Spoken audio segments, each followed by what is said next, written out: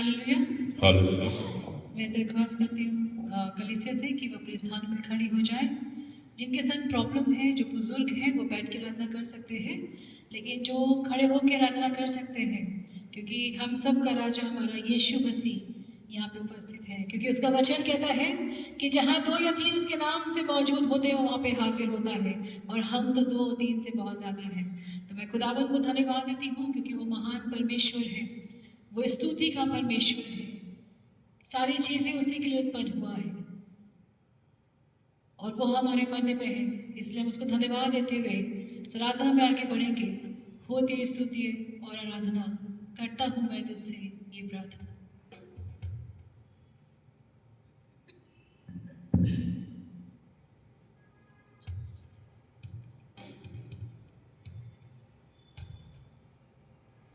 हो तेरी स्तुति और आराधना करता हूँ मैं तुझसे प्रार्थना। हो तेरी स्तुति और आराधना करता हूँ मैं तुझसे प्रार्थना। महिमा से तेरी तू इस जगह को भर, जो भी तू चाहे तू यहाँ पे कर।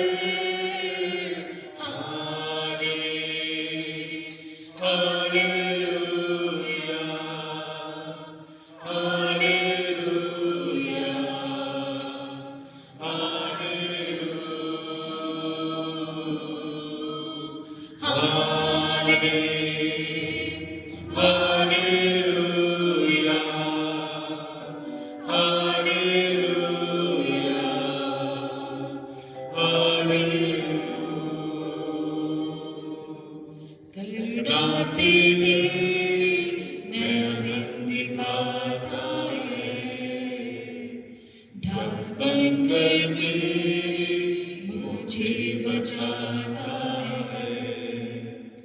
करुणा से तेरी नया दिन दिखाता है, ढाल बनकर मेरी मुझे बचाता है। जब मैं पुकारूं तू दौड़े आता है, जब मैं गिरूं मुझे उठाता है। हाले हालेलुया हालेलुया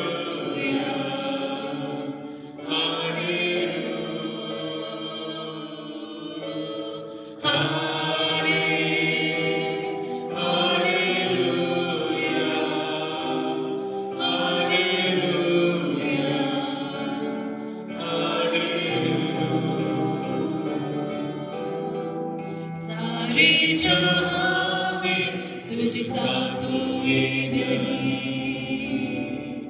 तुझको छोड़ कोई प्रभु है ही नहीं।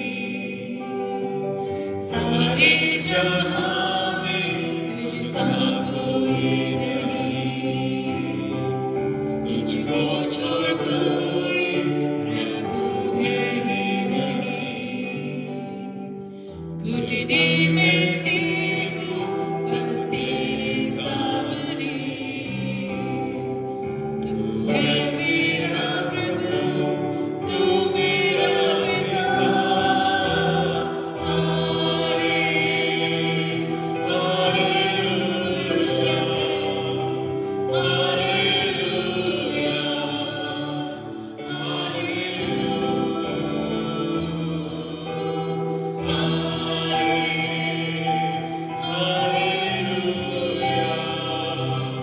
हालेलुया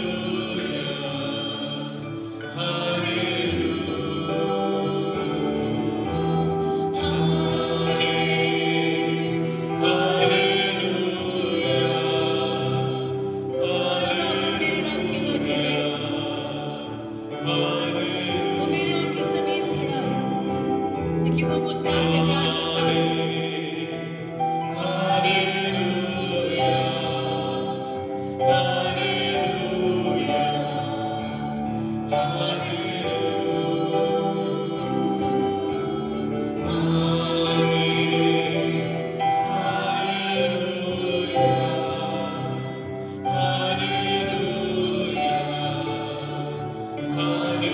वो तेरी स्तुति,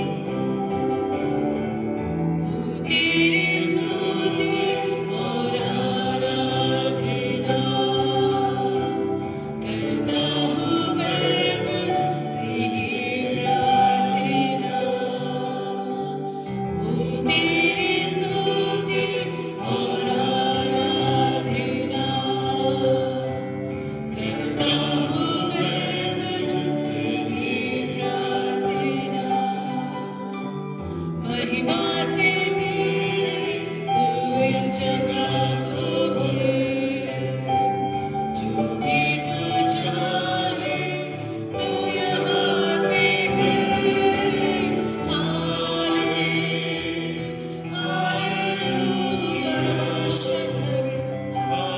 हालेलुया,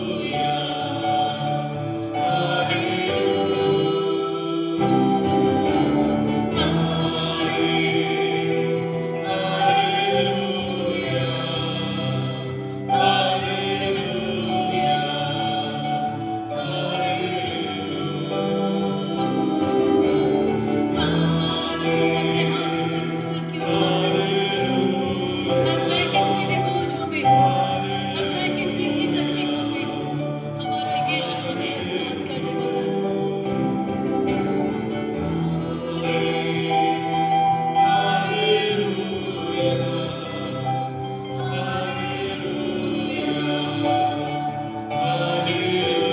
अपनी आवाज़ों को ऊंचा कर दो।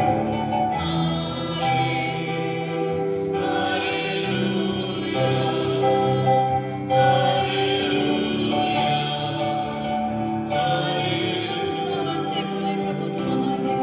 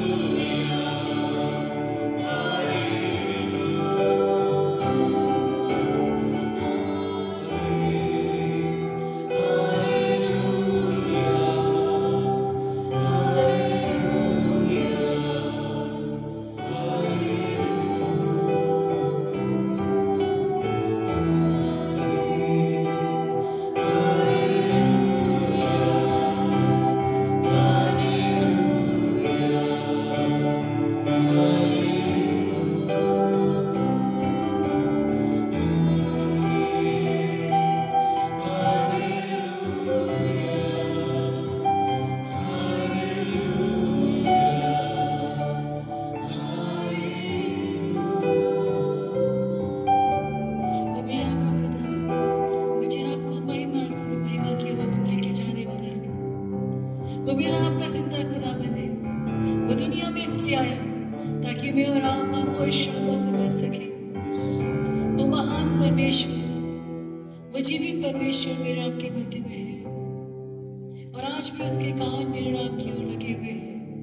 यशायाह 59 कहता है कि यहोवा का हाथ छोटा नहीं कि उद्धार न कर सके, न उसका कान बहरा है कि वह सुन न सके, लेकिन हमारे ही अधर्मों के कारण उसका मुख फिरा है अजीजों, उसके पाँव नहीं फिरे।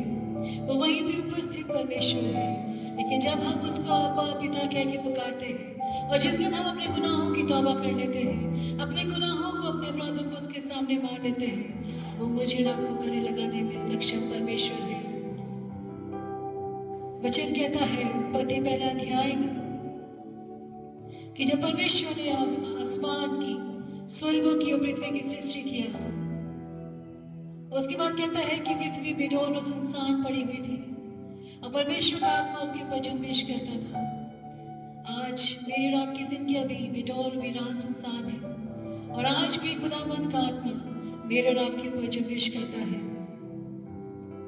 और जितने भी लोग उसको रिसीव करते हैं, वो उनकी ज़िंदगियों में आके उनकी ज़िंदगियों को ट्रांसफॉर्म कर देता है, उनकी ज़िंदगियों को बदल देता है। अजीज़ों, आज इतने लोग चाहते हैं कि हमारी ज़िंदगियों में पवित्र आत्मा काम करे। अपने अपने हाथों को उठाएं, अपनी ज़िंदगियों को, अपने दिलों को, अपने हृदयों को प्रभु के समक्ष में हम लोग उठाएं और उसको धन्यवाद दे सकें और कहें, आत्मा मंडराता, पवित्र आत्मा मंडराता, आज मेरी और आपकी जिंदगियों में आत्मा मंडराता, आत्मा मंडराता, पवित्र आत्मा मंडराता, हालेलुया, आत्मा मंडराता, पवित्र आत्मा मंडराता, आत्मा मंडराता, पवित्र आत्मा मंडराता। एक बार फिर से, आत्मा मंडराता, पवित्र आत्मा मंडराता। यीशु मसीह के नाम से आत्मा मंडराता, यीशु मसीह के नाम से आत्मा मंडराता, आत्मा मंडराता, पवित्र आत्मा मंडराता, हालेलुया, आत्मा मंडराता, पवित्र आत्मा मंडराता। यीशु मसीह के नाम से आत्मा मंडराता, यीशु मसीह के नाम से आत्मा मंडराता। अंधे देखते हैं, गूंगे बोलते हैं, हालेलुया, अंधे देखते हैं, गूंगे बोलते हैं। यीशु मसीह के नाम से अंधे देखते हैं, यीशु मसीह के नाम से गूंगे बोलते हैं। आत्मा मंडराता, सबसे मिलके, पवित्र आत्मा मंडराता, हालेलुया, आत्मा मंडराता, पवित्र आत्मा मंडराता। यीशु मसीह के नाम से आत्मा मंडराता, यीशु मसीह के नाम से आत्मा मंडराता। लंगड़े चलते हैं,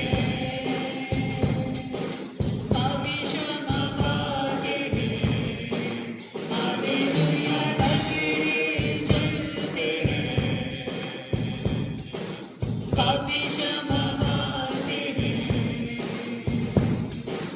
यीशु मसीह के नाम से लंगड़े चलते हैं, यीशु मसीह के नाम से पापी क्षमा पाते हैं। आत्मा मंडराता, पवित्र आत्मा मंडराता, हालेलुया, आत्मा मंडराता, पवित्र आत्मा मंडराता। यीशु मसीह के नाम से आत्मा मंडराता, यीशु मसीह के नाम से आत्मा मंडराता। अभिषेक मिलता है, सावन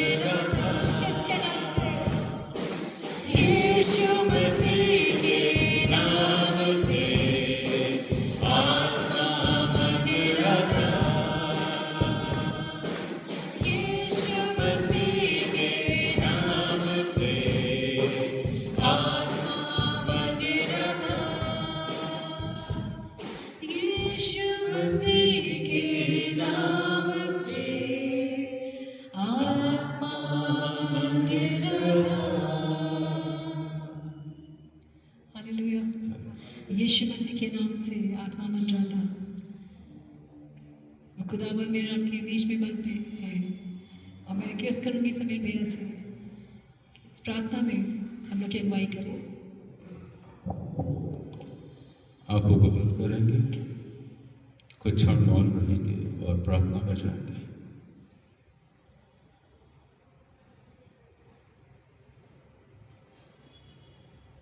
आदर, महिमा, पराक्रम, ऐश्वर्य के स्वामी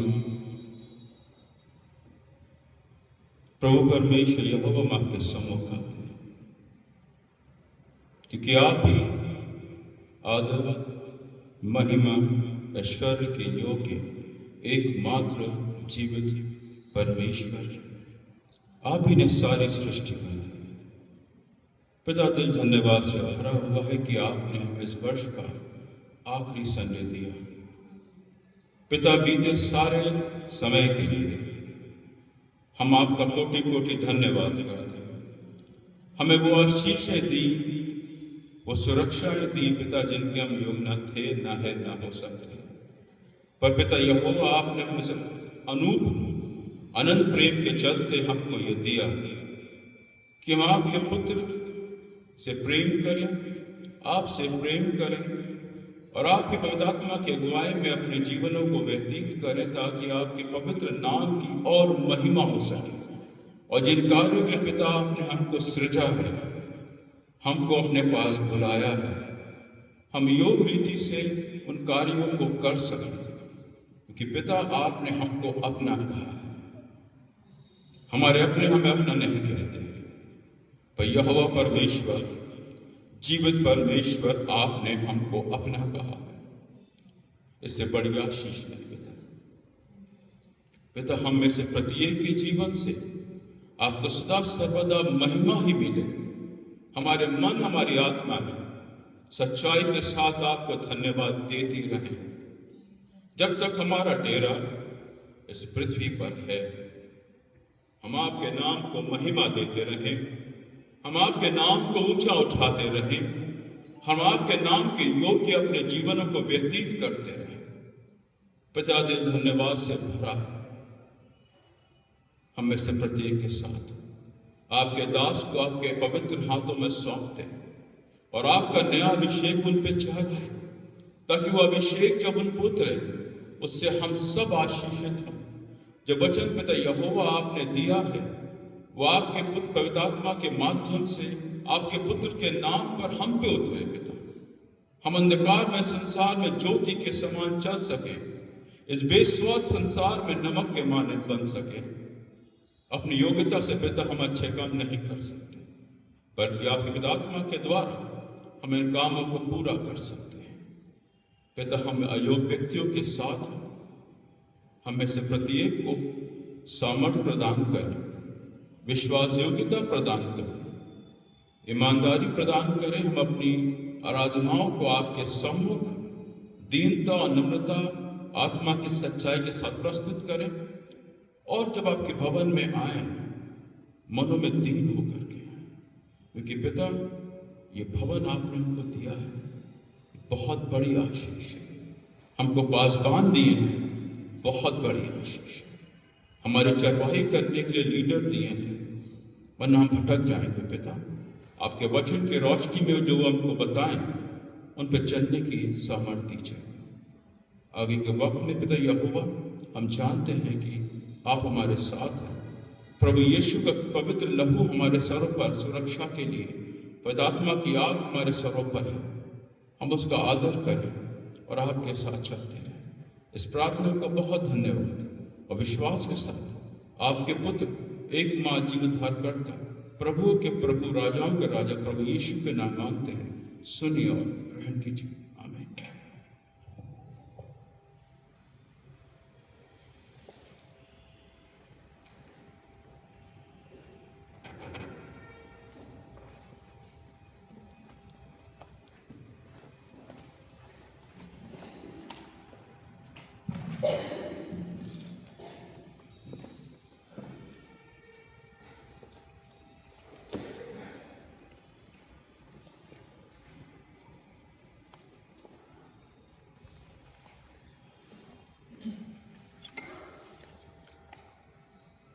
प्रभु यीशु के जीवित समर्थी जलाली नाम में आप सबको जय यीशु मसीह की।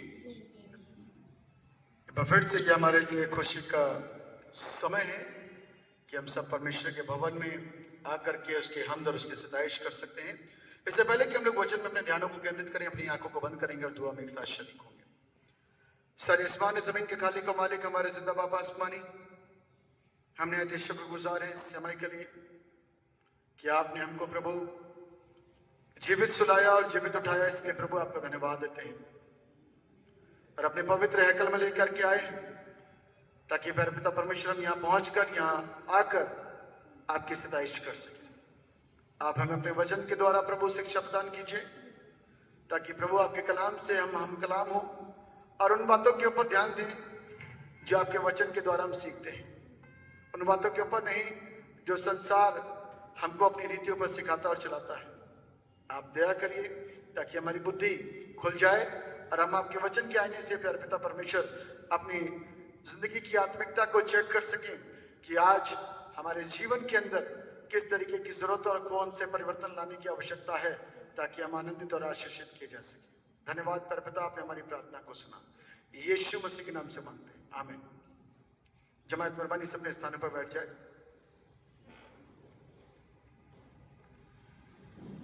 प्रभु यीशु के जीवित समर्थी जलाली नाम में सबको जय यीशु मसीह के। परमेश्वर आप सबको आशीष दें, बरकत दें आज के सुंदर दिन के लिए। जिस विषय के ऊपर आज हम मनन करने जा रहे हैं, बड़ा मुख्य और महत्वपूर्ण विषय। इस विषय के द्वारा हम परमेश्वर के वचन को सही मायने में सीख पाते हैं और सही मायने में समझ पाते हैं। आज का जो थीम है वह है फैमिली लाइफ, पारिवारिक जीवन। बहुत महत्वपूर्ण है और बहुत जरूरी है कि हम वचन से इसका ज्ञान अपने अंदर रखें। परिवार के लिए परमेश्वर आरंभ से ही सचेत रहे, जागरूक रहे क्योंकि बाइबल हमको इस बात को बताती है, जैसे ही उन्होंने आदम को अकेला देखा तो परमेश्वर ने आदम के लिए एक सहायक का इंतजाम किया, उसका नाम था हव्वा। और परमेश्वर ने उससे बनाया ताकि आदम उसके साथ अपनी जिंदगी को जिए और उनको ये आशीषें दे करके कि फलो फूलो और पृथ्वी में भर जाओ और मेरे लिए यानी कि परमेश्वर के लिए संतानें पैदा करो। तो जिस परिवार का निर्माण परमेश्वर ने बाग एदन में किया, वो परमेश्वर के हाथों की रचना और परमेश्वर के प्रेम और उसके विश्वास का आधार था, जिसपे उसने वो बनाया कि वो उसके साथ में मेलजोल और संगति कर सके, फेलोशिप कर सके। अब यहां पर मैं और आप देखते हैं फैमिली लाइफ जो सिर्फ एक साधारण परिवार है और उसकी जिंदगी है जिसको सारी दुनिया जी रही है। फैमिली लाइफ एक साधारण शब्द है। फैमिली का मतलब परिवार, लाइफ का मतलब जिंदगी, यानी कि पारिवारिक जिंदगी। इस पारिवारिक जिंदगी के अंदर कुछ लोग रहते हैं, मां बाप और बच्चे। अब वहां से बच्चों की जिंदगी में मां बाप के द्वारा ज्ञान बांटा जाता है। जो ज्ञान मेरे पास होगा उसी ज्ञान को हम बांट पाएंगे, और जितना ज्ञान मेरे पास होगा उतने ज्ञान को बांट पाएंगे। और इस प्रकार से जो मेरे पास है उसको मैंने आगे अपने बच्चों में, अपनी संतानों में देते हुए उनकी जिंदगी और उनके जीवन को भी वैसा ही बनाने की कोशिश करी। क्योंकि मैं और आप कुछ ऐसा सोचते हैं कि जो मेरे और आपके पास में अच्छी जिंदगी है, हम वो अच्छी जिंदगी को अपने बच्चों को दें ताकि उनके अंदर भी एक अच्छा जीवन आ सके और वो भी एक अच्छे जीवन को जी सके।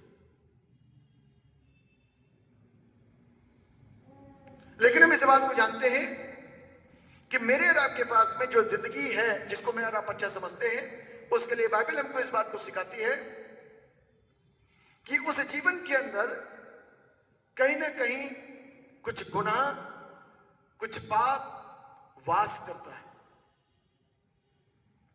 और वही पाप वंशानुगत तरीके से मेरे द्वारा मेरी संतानों में पहुंचता है और वो भी सेम पाप की पुनरावृत्ति कर देते हैं।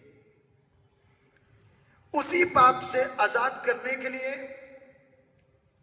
मेरे यीशु का जन्म हुआ। वो परमेश्वर इंसान बना और इस धरती पर आया ताकि जो परिवार पाप के द्वारा जन्म ले रहे थे, जिन परिवारों के अंदर वो पाप धारा प्रवाह गति के द्वारा उन लोगों के ब्लड में जा रहा था और पाप पे पाप और पाप पे पाप गतिशील अवस्था में हो रहा था, उस पाप को खत्म करने के लिए, उस पाप को दूर करने के लिए परमेश्वर ने अपने इकलौते पुत्र यीशु को इस धरती पर ले आए ताकि मैं और आप उस पाप से स्वतंत्र और आजाद किए जा सके, उस ज्ञान के द्वारा जो यीशु के द्वारा इस धरती पर आया। क्योंकि जब हम इस जिंदगी को जी रहे थे तो मेरे पास में संसार का ज्ञान था, लेकिन जब यीशु स्वर्ग से नीचे आया तो उसके पास में स्वर्ग का ज्ञान था। और स्वर्ग का ज्ञान और धरती के ज्ञान के अंदर आसमान और जमीन का फर्क है। पृथ्वी का ज्ञान, मिलावट का ज्ञान, पाप का ज्ञान, अधूरा ज्ञान और एक ऐसा ज्ञान जिसका अंत मृत्यु है। लेकिन स्वर्ग का ज्ञान प्रकाश देने वाला, अंधकार की जिंदगी के ऊपर रोशनी डालने वाला और स्वर्ग और अनंत जीवन का ज्ञान है।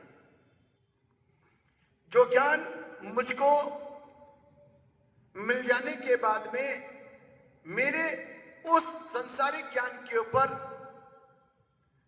भारी पड़ता है और उस संसारिक ज्ञान से मुझको और आपको जो अंधकार में चल रहे थे उसमें रोशनी डाल करके मुझको स्वतंत्र और आजाद करता है और मृत्यु से जीवन की ओर लेके आ जाता है। मृत्यु से जीवन की ओर लेकर के आ जाता है। तो जब यीशु मसीह आया तो कुछ लोग उसके फॉलोवर बने, जिसको बोल दिया गया क्रिश्चियन, जिसको बोल दिया गया क्रिश्चियन। और आज भी मैं और आप क्रिश्चियन ही कहलाते हैं। क्रिश्चियन का सही संधि विच्छेद होता है क्राइस्ट इन, यानी कि प्रभु यीशु मसीह मेरे और आपके अंदर। क्यों? क्योंकि यीशु मसीह की शिक्षा मेरे अंदर, यीशु का स्वभाव मेरे अंदर, यीशु की बातें मेरे अंदर। क्योंकि आज से नहीं, हम हजारों हजार साल से खुदा के इस कलाम को पढ़ते चले आ रहे हैं।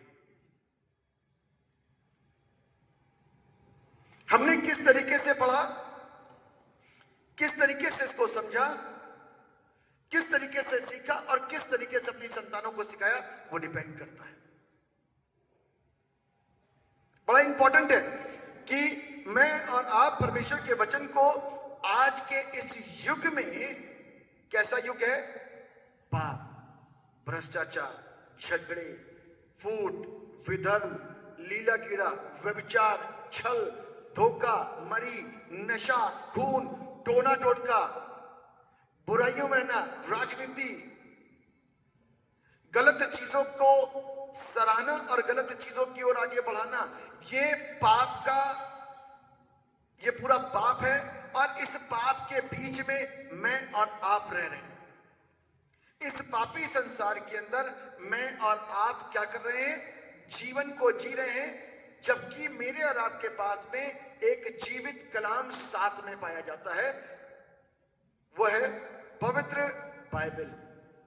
इस पापी संसार में अपने जीवन को सुरक्षित करने के लिए मेरे और आपके पास में उस परमेश्वर का वचन है जो स्वर्ग से इस धरती पर आया और इस वचन को लेकर के आया।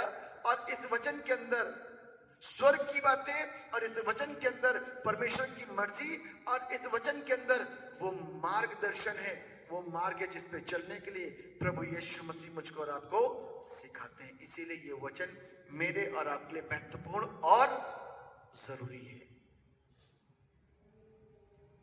इस पापी युग के अंदर एक क्रिश्चियन परिवार किस तरीके से एक एग्जाम्पल को रख सकता है, किस तरीके से वो अपने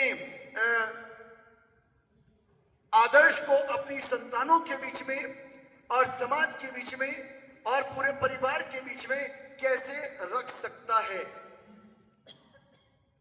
अपने नैतिक जीवन और आत्मिक जीवन। नैतिक जीवन के अंदर ऐसा ना करो, ऐसा ना करो, ऐसा ना करो, ऐसा ना करो, ये ना करो। लेकिन आत्मिक जीवन को अडॉप्ट करना आसान नहीं है। आत्मिक जीवन को अडॉप्ट करने के लिए बहुत मेहनत और बलिदान और त्याग की जरूरत है। और जब आत्मिक जीवन के साथ हम बढ़ना शुरू करते हैं तो मेरे और आपके परिवार की एक अच्छी सिंचाई होती है। मेरी और आपकी संतान की, मेरे और आपके परिवार की एक अच्छी सिंचाई होती है। उसमें अच्छे बोल होते हैं, उसमें अच्छा वातावरण होता है, उसमें एक अच्छी संगति होती है, उसमें अच्छे फैसले लिए जाते हैं, उसमें जीवन जीने की उत्तम शिक्षाएं मुझको और आपको परिवार के द्वारा मिलनी शुरू हो जाती है। जैसे कि मैं अभी बता रहा था, एक परिवार के पास में जो कुछ है वो वैसा ही सिखाएगा अपने परिवार को। एक टेररिस्ट अपने परिवार को क्या सिखा सकता है? How to use gun, gun कैसे चलाएगी? एक कम्युनिस्ट कैसे बताएगा कि देयर इज नो गॉड, कोई परमेश्वर है ही नहीं? उसको विश्वास नहीं कि कोई परमेश्वर, उसको ऐसा लगता है जो हम जी रहे हैं बस वही सब कुछ है, उसके अलावा और कुछ नहीं है। लेकिन प्रभु यीशु मसीह मुझको और आपको क्या सिखाते हैं? Depend on God, not man. संपूर्ण मन से अपने परमेश्वर पर भरोसा रख, तब तेरी सारे काम सफल होंगे। ये बाइबल के अंदर हमारे पास में शिक्षा है, नीति वचन उसका 3 और उसके 5वें पद के अंदर लिखा हुआ है। संपूर्ण मन से परमेश्वर पर भरोसा रख, तो वो तेरे सारे कामों को क्या कर देगा? सफल बनाएगा। मेरे प्रियो, बाइबल की शिक्षा मेरे और आपके लिए आज की तारीख में इतनी जरूरी है कि उसके द्वारा मेरे और आपकी संतानों के ऊपर एक अच्छा प्रभाव, एक अच्छा असर पड़ता है। यदि आज ये जो हम एग्जाम्पल सेट कर रहे हैं, यदि हम बाइबल से सही रीति से शिक्षित नहीं हुए, तो मेरे और आपके लिए और मेरी और आपके संतानों के लिए ये भविष्य अंधकार में जा सकता है। बाइबल के अंदर लिखा हुआ है कि मसीह परिवारों को अपने बच्चों को जानना बहुत जरूरी है। कई बार क्या होता है कि हम अपने बच्चों को सही तरीके से नहीं समझ पा रहे हैं और उनको पालने के लिए हमने मेड्स रख रखे हैं और वही उनके लिए बचपन से ही लेकर के उनको अपना पालन पोषण और अपनी चीजों को सिखाते हैं और बच्चे धीरे धीरे धीरे धीरे उसी वातावरण में बड़े होते हैं, क्योंकि पेरेंट्स के पास में आज की तारीख में बच्चों को सिखाने के लिए, उनको रखने के लिए, उनको पकड़ने के लिए उनके पास टाइम नहीं है। सभी के लिए बात नहीं कर रहा हूं, आमूमन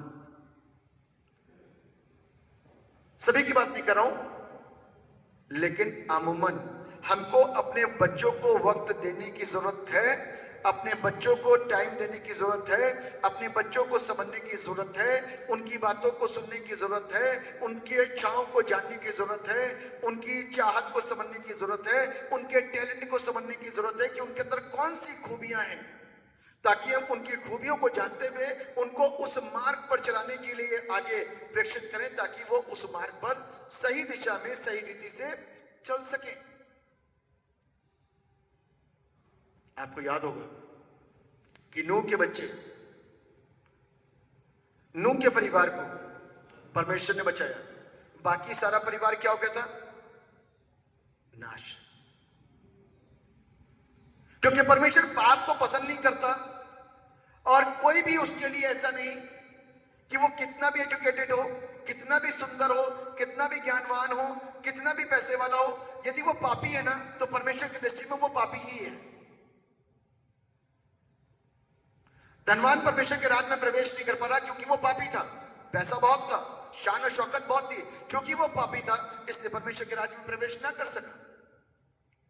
नूह का परिवार इसलिए बचाया गया क्योंकि नूह परमेश्वर की आवाज को सुनने वाला व्यक्ति था और नूह ने 120 साल प्रचार करा और 120 साल प्रचार करने के बाद में जहाज बनाता रहा, प्रचार करता रहा, जहाज बनाता रहा, प्रचार करता रहा, लेकिन सब लोग उसको मूर्ख और बेवकूफ समझते रहे कि ये तो बूढ़ा हो गया है और मूर्ख हो गया है, अचरज की बातों को कर रहा है कि आसमान से बारिश गिरेगी और सब कुछ तबाह हो जाएगा। उसके पास में ये बातें स्वर्ग से परमेश्वर की ओर से आई और तभी उन बातों को वो क्या कर रहा था? प्रचार कर रहा था। लेकिन लोग उसका उपहास और उसका मजाक उड़ाते हुए उसको नजरअंदाज करते रहे। यही चीज वो अपने परिवार को और अपनी संतानों को भी सिखा रहा था। इसके चलते उसके परिवार ने तो उसकी आवाज को सुन लिया, लेकिन संसार के लोगों ने उसकी आवाज को नहीं सुना और वो नाश हो गए, वो नाश हो गए। उसका कारण, उसका वजह कि हम आज परमेश्वर को नजरअंदाज कर जाते हैं। इसलिए पतन के कारण मेरे और आपके जीवन के अंदर आ जाते हैं। आपको मालूम है एली जो उस आराधनालय का एक याजक था, उस याजक की संतानें कैसी थी? बाइबल में लिखा है कि वो लुच्चे थे। खुदा का खादिम होने के बाद अपने बच्चों को, अपनी संतानों को सही ज्ञान न दे सका और दूसरों को सिखाने की कोशिश जब कर रहा था तो समस्या वहीं पर पैदा हो गई और वो अपने बच्चों को नजरअंदाज करता रहा या ध्यान नहीं दिया या उनको सिखाया नहीं या धर्म की बातें उनको नहीं बताई, तो वो बच्चे कैसे निकले? कुकर्मी निकले। और परमेश्वर इस बात से नाराज था। परमेश्वर इस बात से नाराज था। इसलिए मेरे प्रियो, आज हमको अपने बच्चों को बैठा करके सही शिक्षा, सही ज्ञान देने की जरूरत है और उनको परमेश्वर का वचन सिखाना है। उनको परमेश्वर का वचन सिखाना है ताकि वो परमेश्वर के वचन की ओर मनन कर सके। संसारिक आइडियोलॉजी की ओर नहीं, परंतु परमेश्वर के वचन में स्टिक करने की जरूरत है कि खुदा का कलाम आज मुझको और आपको क्या सिखाने की कोशिश कर रहा है। आपको याद होगा ज्यूश के अंदर डिटोनॉमी चैप्टर 6 वर्स 5 के अंदर लिखा हुआ है 4 to 10, यदि मैं गलती ना करूं तो वहां पर लिखा है कि यहूदी जो बाप हुआ करता था वो अपनी पत्नी और अपने बच्चों को बैठाता था और खुदा के कलाम को सही तरीके से सिखाया करता था।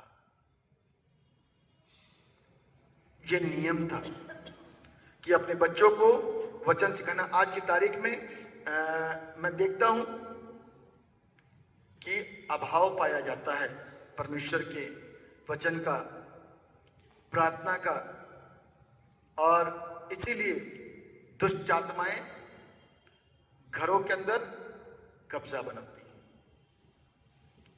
अभी कुछ दिन एक फैमिली में गए जहां पर इविल स्पिरिट्स का काम था। 3 दिन पूर्व, और पादी साहब यहां दिक्कतें हो रही हैं और बहुत ज्यादा दिक्कत थी, और वो दिक्कत को मैंने अपनी आंखों से भी देखा। और देखने के बाद में उनके विचार सुने कि अब आपका एक पारिवारिक जिंदगी परमेश्वर के साथ कैसा रिश्ता है। तो बड़ा कमजोर और दुखदायक रिश्ता, क्योंकि फैमिली के अंदर प्रार्थना का ना होना दुष्ट आत्माओं को न्योता देना होता है। आज तो हम अभी तक ठीक है, हमें कोई दिक्कत नहीं है, लेकिन जिस दिन दुष्ट आत्मा एंटर करती ना, पूरे घर के अंदर, बच्चे से लेकर के बड़ों के अंदर एक डर का माहौल हो जाता है। जो काम उस घर के अंदर हो रहा था, उस काम के चलते उनके अंदर एक खासा डर हो गया। अगल बगल खबर हुई, फिर मुझ तक भी खबर आई, तब फिर उस जगह पे दुआ करने के लिए गए। और मुझे जो पता चला वो ये था कि मर गए माँ बाप को बुलाया जाता था कि आप आ जाओ, आपको देखना चाहते हैं। याद आई तो कब्रिस्तान में पहुंच गए। खाने के लिए एक क्रिश्चियनों का रिवाज एक बहुत बड़ा है, ऑल सोल्स डे जो होता है ना, एक गंदा रिवाज नॉन क्रिश्चियन के रिवाज को अडॉप्ट कर रहे हैं कि मेरे पापा ये खाते थे तो वो रख दिया, ये पीते थे तो वो रख दिया। सारी चीजें नॉन क्रिश्चियन की चीजों को अडॉप्ट किया जा रहा है, और ये खासा ऑल सोल्स डे के अंदर एक जश्न के रूप में मनाया जाता है, जो कि एक पाप है, भूत सिद्धि के समान है। यदि मैं और आप बाइबल पर विश्वास करते हैं कि खुदा का कलाम कहता है मरने के बाद में मेरा और आपका अजीज, उसकी आत्मा परमेश्वर तक पहुंच जाती है। सबोपदेशक उसके 12वें अध्याय के 7वें पद के अंदर इसका जिक्र लिखा हुआ है। लेकिन मैं और आप एक अज्ञानता में जिंदगी को जी रहे हैं। मेरा हमेशा से शिक्षा रही है, अपने माँ बाप को, अपने घर के बुजुर्गों को, अपने बच्चों को, अपनी संतानों को जीते जी इतना प्यार कर सको करो, मरने के बाद में ढोंग मत दिखाओ। जो सच्चाई है, जो खराई है, उसको जीते जी निभाओ। मरने के बाद पब्लिक को दिखाने की जरूरत है, क्योंकि हम देख रहे हैं, हमें अच्छा लग रहा है कि जी बहुत प्यार कर रहे, लेकिन खुदा सब कुछ देखता है। उससे कोई चीज नहीं छुपी, अंदर की सोच, अंदर की नीयत, अंदर के विचार तक नहीं छिपे। चलो आपको लग रहा था कि आप बहुत अच्छा कर रहे हो, लेकिन बाद में जब पता चला, जब दुआएं शुरू हुई, तो दुष्ट आत्मा अंदर से बोलनी शुरू हुई। तो कहने कर दिया मेरे प्रियो, just lack of word of God. हम साधारण पारिवारिक जीवन जी रहे, लेकिन मेरा और आपका विश्वास जब यीशु पर है, तो क्रिश्चियन फैमिली लाइफ से बहुत डिफरेंट होती है। क्रिश्चियन फैमिली लाइफ से क्या होती है? बहुत डिफरेंट होती है। जीवन को मुझको और आपको जीने की जरूरत और आवश्यकता है, क्योंकि हमारा परमेश्वर, हमारा यीशु डिफरेंट है। इसलिए मेरी और आपकी लाइफ डिफरेंट होगी, संसारिक की तरह नहीं होगी। इसलिए परमेश्वर के वचनों के अंदर उनको स्थिर करने की जरूरत है, ताकि वो परमेश्वर के वचनों में क्या हो सके, स्थिर हो सके। आरंभिक चर्च के अंदर, अर्ली चर्च के अंदर, मेरे साथ निकाल लीजिए प्रेरितों के काम उसका 2 अध्याय उसका 11वां पद, जिस किसी को मिले। प्रेरितों के काम 2:41, कोई भी एक जन पढ़े जोर से। प्रेरितों के काम की पुस्तक उसका 2 अध्याय और उसका 41 पद। जी हाँ,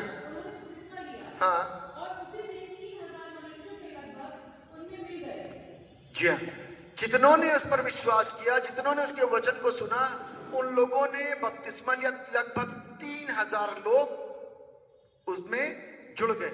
यानी कि ये प्रतिदिन संख्या बढ़ रही थी, प्रतिदिन, एक दिन नहीं। और ये प्रचार कौन कर रहा था? पतरस। ये प्रचार कौन कर रहा था? पतरस प्रचार कर रहा था। वो 3000 एक दिन के अंदर जुड़ने का मतलब मालूम है क्या? धारदार वचन होगा, क्या खरा वचन होगा, क्या जीवंत वचन होगा, जो उनके हृदयों को छूता है और उनकी जिंदगियों को बदलने के लिए मजबूर कर देता है। मैं इस बात पर विश्वास करता हूं 3 से 4000 की भीड़ एकदम से बदलती तब है जब वो बिल्कुल टूटे हुए होते हैं, जब वो निराशाओं में होते हैं, जब वो अंधकार में होते हैं, जब उनके पास कोई आस नहीं होती, जब उनका जीवन की कोई खुशी नहीं होती। तब उस वक्त में जब उनको ये सुसमाचार, गुड न्यूज के साथ में मिलता है कि तुम्हारे लिए एक उद्धारकर्ता जन्म है, तो 3 क्या, मैं सोचता हूं 5000 लोग भी कम पड़ेंगे, एकदम से जीवन को बदल डालेंगे। क्यों? क्योंकि मेरे और आपके पास में वो कलाम होना चाहिए, ताकि वो कलाम उनकी जिंदगियों को छुए, उनकी जिंदगी को बदल डाले। क्योंकि वो पाप में इतना जुड़े हुए हैं, पाप में इतना लिप्त हैं कि उनके पास में कोई जीवित आशा नहीं। लेकिन जब यीशु का कलाम उस समय उनकी जिंदगियों के अंदर पड़ा, तो लगभग 3000 लोगों की जिंदगियां बदल गई। ये वचन किसी को टॉन्ट करने के लिए नहीं होता, ये वचन जिंदगी को बदलने के लिए। क्या जॉन द बैप्टिस्ट जब प्रचार करता था तो वो टॉन्ट करता था, हे सांप के बच्चों, तुम्हें किसने जिता दिया? नहीं, वो जिंदगी के कलाम को बांटता था, क्योंकि हमें मालूम है कि इस वचन की गंभीरता क्या है। और हर एक व्यक्ति का बचना प्रभु के द्वारा बहुत जरूरी है। वो चाहता है कि हर एक व्यक्ति बचे, कोई भी नाश ना हो, ये उसकी खुशी है। वो परिवार का एक भी बंदा नाश ना हो। कौन सा माँ बाप चाहेगा कि उसके 4 बच्चों में से 2 बच्चे अनपढ़ रह जाएं और 2 बच्चे पढ़े लिखे रह जाएं? कौन माँ बाप चाहेगा कि इनके 4 बच्चों में से 2 बच्चों की अच्छी जॉब हो और 2 बच्चे के अंदर ठेला लगाते हो? कोई माँ बाप नहीं चाहेगा। ठीक उसी प्रकार से वो परमेश्वर भी नहीं चाहता। ये उसकी विल है, ये उसकी इच्छा है। वो नहीं चाहता कि एक भी नाश हो। इसलिए 2 पत्रस 3 अध्याय उसके 8वें पद के अंदर इस बात का जिक्र लगता है कि वो नहीं चाहता कि कोई भी नाश किया जाए। वो चाहता है सब मन फिराएं और परमेश्वर के पास आ जाए, ताकि स्वर्ग का राज उनका भी हो सके। इसलिए मैं प्रियो, आज जिस चीज को मैं और आप देख रहे हैं, खुदा का कलाम कहता है भजन संहिता 119 उसके 105वें पद में लिखा है, तेरा वचन मेरे पांव के लिए दीपक और मेरे मार्ग के लिए उजियाला है। ये वचन के अंदर वो जिंदगी है, वो उजियाला है, वो सामर्थ्य है, वो प्रकाशन है। यदि मैं और आप आईने के समान इसको समझें और इसको चेक करें, इसको देखें, तो मुझको अपनी जिंदगी के हर एक दाग दिखने शुरू हो जाएंगे। लेकिन हम इस आईने का इस्तेमाल नहीं कर रहे, इसलिए हम और आपको दाग नहीं दिख रहे, हम सिर्फ दूसरों के दाग को देख पा रहे हैं। ठीक उसी प्रकार से आज यदि आईना मैं ना देखूं तो मुझे अपना चेहरे का कोई भी गंदगी और कोई भी दाग नहीं दिखाई देगा, लेकिन दूसरे का जरूर दिखाई देगा। और जिस दिन मैं आईना देखूंगा तो उसको मेरा दिखाई देगा, उस दिन मेरा दिखाई देगा। मैं ये सोचूंगा कि वो मेरे लिए क्या सोचता होगा, मैं कैसा भद्दा सा दिखाई दे रहा हूं। ठीक उसी प्रकार से यदि आज वो खुदा के कलाम के इस आईने को जब मैं और आप देखेंगे, तो वो क्या सोचता होगा कि यीशु का नाम लेता है और जीवन ऐसा जी रहा है। हे प्रभु कहने वाला हर एक शख्स परमेश्वर के राज्य में प्रवेश नहीं करेगा। खुदा का कलाम ऐसी बातें करता है। इसलिए मुझको और आपको राजनीतियों से, गुनाहों से, पाप से, व्यभिचार से, हर एक चीजों से अपने आप को बचा के रखना है। हर एक कदम को बढ़ाने से पहले परमेश्वर से दुआ मांगने की जरूरत है, परमेश्वर मुझको सुरक्षित कर, मुझे बचा, ताकि मैं सुरक्षित हो सकूं। आज क्रिश्चियन फैमिलीज के अंदर प्रॉब्लम्स क्या हो रही हैं? मैंने हमेशा बताया इस चीज को कि आज हमारे घरों की संतानें नॉन क्रिश्चियन के साथ में विवाह क्यों रचा रही हैं? किस लिए? हम उनकी खुशियों को देख रहे हैं, हम उनके स्टैंडर्ड को देख रहे हैं। हमारे फेस्टिवल भी आज वो क्रिसमस मनाते तो जरूरी है कि दिवाली और रक्षाबंधन और ये और करवा चौथ सारी चीजें फेसबुक पे जब मैं देख रहा था मुझे दुख लगता है। दिवाली के समय में लोग दिवाली मनाते हैं, होली के समय में लोग होली मनाते हैं, करवा चौथ के समय में लोग करवा चौथ मनाते हैं। सारे फेस्टिवल को बड़ा अच्छे से एंजॉय कर रहे हैं। ये हम इसलिए नहीं बने, हमको इसलिए खुदा का कलाम नहीं दिया गया। हम लोगों को बदलने के लिए, हम उनके साथ मर्ज होने के लिए नहीं है।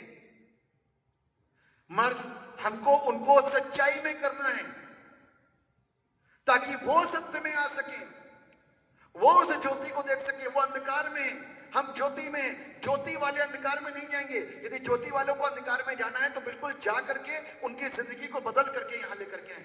यीशु अंधकार में आया, पापियों के बीच में आया, पापियों को बदल करके चला गया, और जब उसने फुल पेनल्टी पे करी तो एक भी पाप का अंश, जबकि वो संसार में रहा, नहीं पाया गया। इसीलिए अधलोक के फाटक उसके ऊपर प्रबल नहीं हो पाए। मेरे प्रियो, इसीलिए अधलोक के फाटक प्रबल नहीं हुए। पापियों के बीच में रहा, पापियों के बीच में खाया पिया, लेकिन पापी जैसा स्वभाव, पापी जैसे जीवन, पापी जैसे गुण उसके अंदर नहीं आ पाए, क्योंकि वो उसलिए नहीं आया था। वो एक अच्छी सोच के साथ था कि मुझे करना क्या है।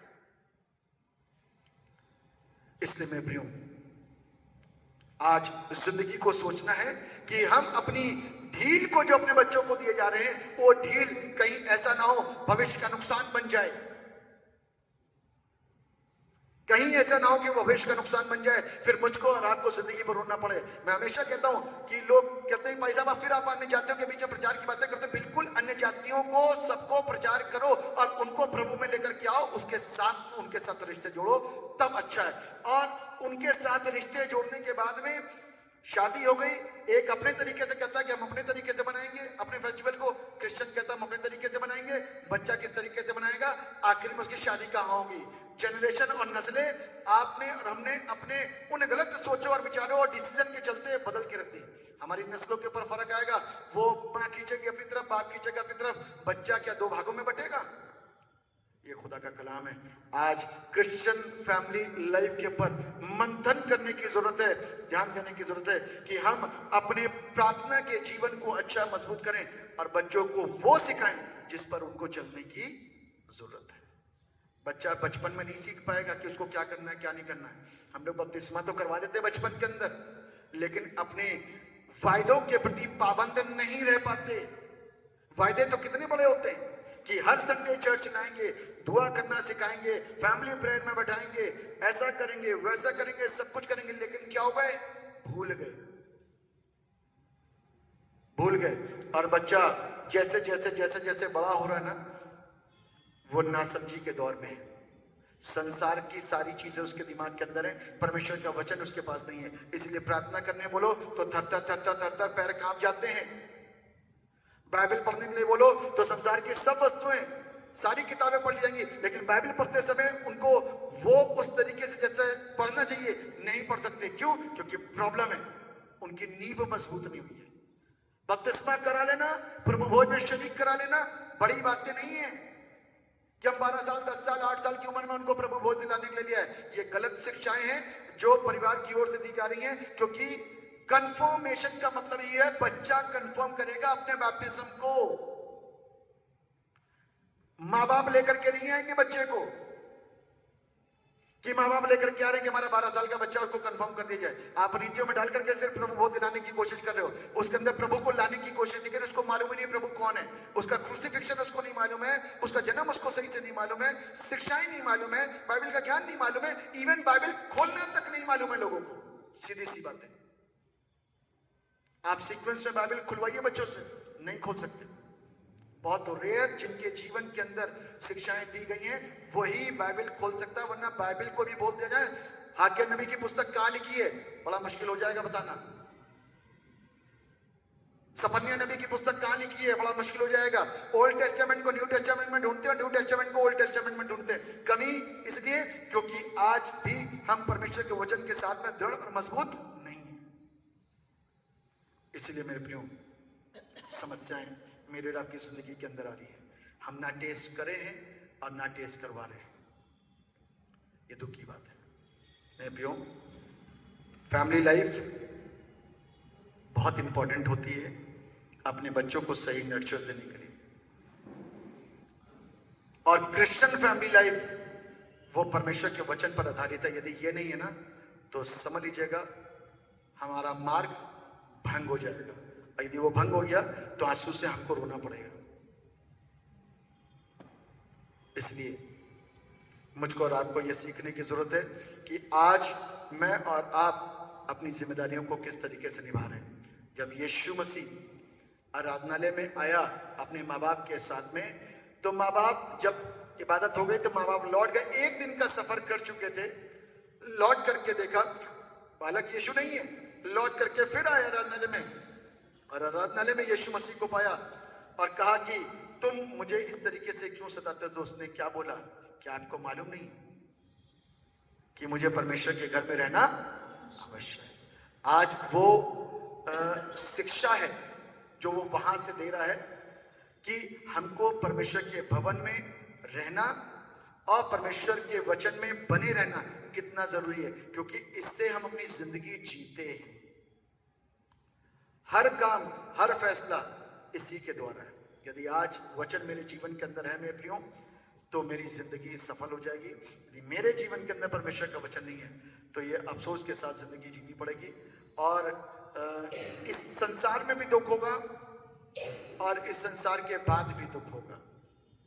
हम सिर्फ अपने आप को संतुष्ट करने के लिए और अपने आप को खुश दिखाने के लिए खुश रहेंगे, लेकिन अंदर से रोती हुई अवस्था में होंगे। तो इसलिए जैसे अंदर से हूं वैसे ही बाहर से दिखें और जैसे बाहर से हूं वैसे ही अंदर से हूं। अपनी लाइफ से संतुष्ट होने के लिए हम परमेश्वर के वचन के साथ में अपने अच्छे रिश्ते को जोड़ें, ताकि जो क्रिश्चियन फैमिली लाइफ है वो दूसरों को चमकती हुई सी दिखाई दे और चमकाने वाली दिखाई दे। हम खुद प्रज्वलित हों वचन की ज्योति से और अपने अंदर जो ज्योति आई है ज्ञान की और सच्चाई की, उससे दूसरों को प्रज्वलित कर सके। ये है क्रिश्चियन फैमिली लाइफ, चमकने वाली और दूसरों को चमकाने वाली। तो यदि आज वचन को हम सही रीति से स्वीकार कर पाए हैं मेरे प्रियो, तो ये वचन मेरे और आपके जीवन के अंदर असर डाले और हमको और हमारे परिवारों को बचा करके सुरक्षित कर सके। आइए हम अपनी दुआओं में शरीक होंगे। धन्यवाद देते हैं प्यारे पिता परमेश्वर कि आप प्रार्थनाओं को सुनने वाले परमेश्वर हैं, आशीषों को देने वाले परमेश्वर हैं। आपने अपने वचन के द्वारा प्यारे पिता परमेश्वर हमारे अंदर वो ज्ञानवर्धक बातों को दिया जिसका होना मेरे लिए, मेरे परिवार के लिए, मेरी संतानों के लिए बहुत जरूरी है, इससे कि मेरा समाज, मेरा खानदान एक स्ट्रॉन्ग क्रिश्चियन फैमिली में गिना जाए और उसके द्वारा प्रकट होने वाले कार्य, उसके द्वारा लिए जाने वाले फैसले, उसके द्वारा से होने वाले प्रत्येक कार्य लोगों को पता चले कि वास्तव में ये मसीह परिवार के लोग हैं। आप महान परमेश्वर हैं। आप प्रभु हमको सांसारिक परिवारों से बचा लीजिए, हमको आत्मिक परिवार बना दीजिए, ताकि क्रिश्चियन फैमिली लाइफ एक आत्मिक परिवार बने जिसे आप पसंद करते हैं और आप उसे स्वीकार करते हैं और आप उसे जब बादलों पर आएंगे तो अपने साथ उन स्थानों पर ले जाएंगे जो अनंत जीवन कहलाता है। आप दयावान परमेश्वर हैं, अपनी दया को हम सबों के ऊपर बनाइए और जितने यहाँ पर मौजूद हैं वो सब प्रभु यीशु आपके नाम के द्वारा आशीषित किए जा सके।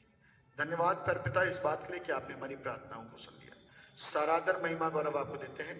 दुआ को आपके नाम में मांगते हैं, जैसे सुनिए और कबूल कीजिए।